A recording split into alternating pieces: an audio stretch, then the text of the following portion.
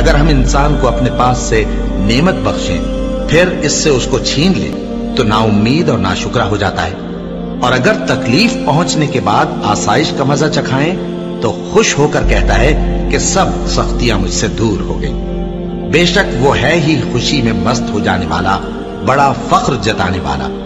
ہاں، جنہوں نے صبر کیا اور عمل نیک کیے، یہی ہیں جن کے لیے بخشش اور اجر عظیم ہے۔ تو شاید تم کچھ چیز وہی میں سے جو تمہارے پاس آتی ہے چھوڑ دو، اور اس خیال سے تمہارا دل تنگ ہو کہ کافر یہ کہنے لگیں کہ اس پر کوئی خزانہ کیوں نہیں نازل ہوا، یا اس کے ساتھ کوئی فرشتہ کیوں نہیں آیا۔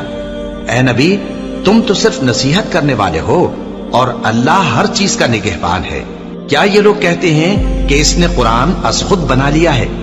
کہہ دو کہ اگر سچے ہو تو تم بھی ایسی 10 صورتیں بنا لاؤ، اور اللہ کے سوا جس جس کو بلا سکتے ہو بلا بھی لو۔